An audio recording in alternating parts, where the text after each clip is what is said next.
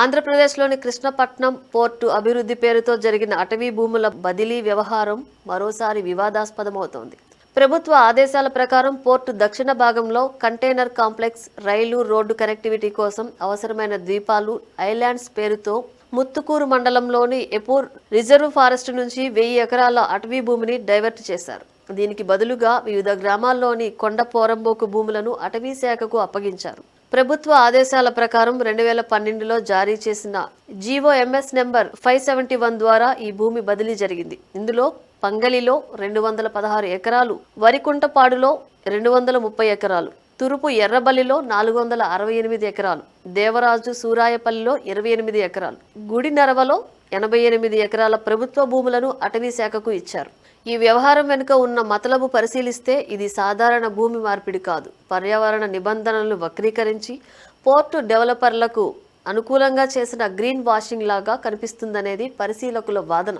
2012లో ఈ ఆదేశాలు జారీ అయినప్పుడు కృష్ణపట్నం పోర్టు నవయుగ ఇంజనీరింగ్ కంపెనీ చేతుల్లో ఉంది. కానీ 2020-21లో ఇన్కమ్ ట్యాక్స్ రైట్స్ తర్వాత అదానీ గ్రూప్ దీన్ని అక్వైర్ చేసింది.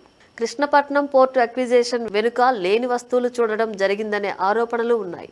కృష్ణపట్నం పోర్టును అదానీ గ్రూప్ అక్వైర్ చేసిన వ్యవహారం వెనుక సంయుక్త కుట్ర లేదా ఒప్పందం ఆరోపణలు ఉన్నాయి. ఈ ఆరోపణలు ప్రభుత్వ ఏజెన్సీలు, income tax, enforcement directorate, CBI వంటివి రాజకీయ నాయకుల మధ్య సమన్వయంతో పోర్టు యజమానులపై ఒత్తిడి తెచ్చి అదానీకి అనుకూలంగా విక్రయం చేయించారనేది ప్రధాన ఆరోపణ.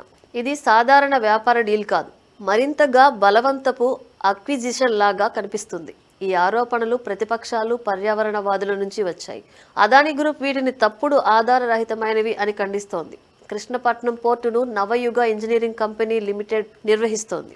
2012లో మొదటి ఇన్కమ్ ట్యాక్స్ రైట్స్ జరిగాయి.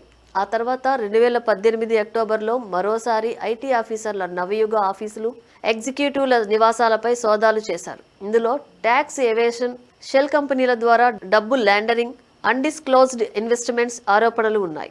నవయుగ గ్రూప్ ముఖ్యమంత్రి చంద్రబాబు నాయుడు సన్నిహితులు. ఇద్దరు ఒకే సామాజిక వర్గానికి చెందినవారు కావడం విశేషం.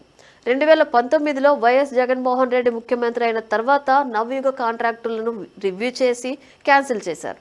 బీజేపీతో వైసీపీ సన్నిహితంగా ఉంది. జగన్ ప్రభుత్వం అదానీకి అనుకూలంగా పలు ప్రాజెక్టులు ఇచ్చింది. ఈ ఒత్తిడి మధ్య 2020 ఫిబ్రవరిలో అదానీ పోర్ట్స్ 75% షేర్లు కొనుగోలు చేసింది. 2021లో పూర్తి నియంత్రణ తీసుకుంది. మొత్తం విలువ 13,500 కోట్లు. ఈ డీల్కు competition commission of India, CCI ఆమోదం ఇచ్చింది.